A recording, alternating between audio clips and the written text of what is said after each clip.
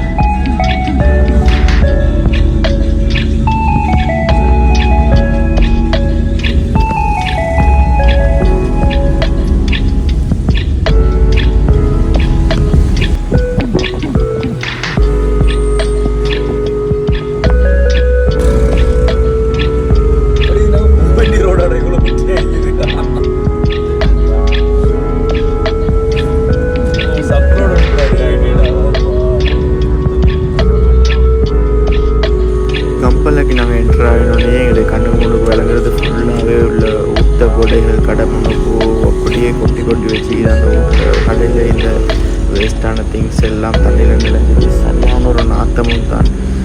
வரண்டா இந்த ஏரியாவுக்கு மாஸ்க் கொண்டு போட்டு கொண்டே வாங்க.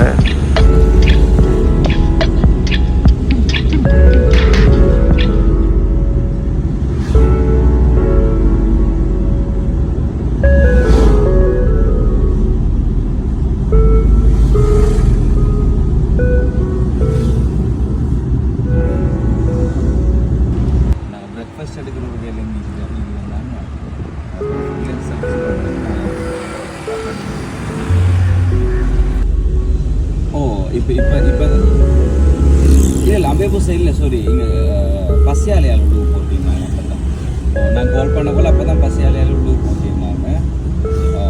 அதுக்கப்புறம் வந்து அவங்க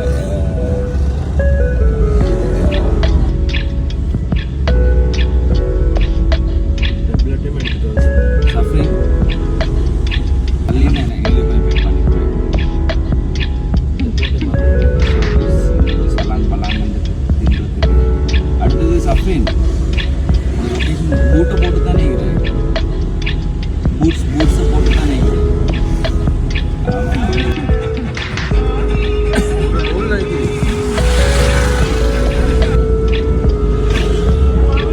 மாஷால்லாண்டு எங்கே பார்த்தாலும் பஸ்ஸிலும் வேனாலும் ஃபுல் ஆக்கள் வந்து நிறைஞ்சிக்கிறாங்க. ஸ்ரீலங்காவில் எந்தெந்த மூலையிலேருந்து வரையிலுமோ அங்கேருந்தெல்லாம் வந்துக்கிறாங்க. இந்த வீடியோவில் எல்லாம் க்ளீன் பண்ணி கொடுக்குறதுக்காக வேண்டி ஒவ்வொருத்தர் 4 நாள் 5 நாள் இங்கேருந்து இந்த வேலையில் செஞ்சு கொண்டிருக்கிறாங்க. இவங்களுக்கெல்லாம் பெரிய நன்மை கிடைக்கும் காய்ஸ். உங்களுக்கு மேலும் சொன்னால் நீங்களும் வந்து இதில் பங்கு பெற்றுக் கொள்ளலும்.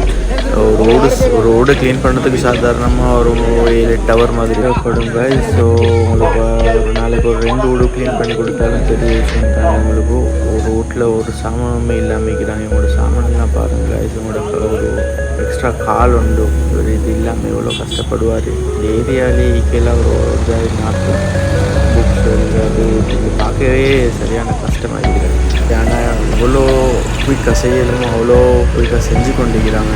நிறைய பேர் வந்து எவ்வளோ ஹெல்ப் பண்ணணுமோ அவ்வளோ ஹெல்ப் பண்ணி கொண்டிருக்காங்க. எல்லா வேலையும் நடந்து கொண்டிருக்குது. நினைக்கிறேன் கொஞ்சம் கூடிய சீக்கிரம் இதெல்லாம் கிளியர் ஆகுதுன்னு நினைக்கிறேன்.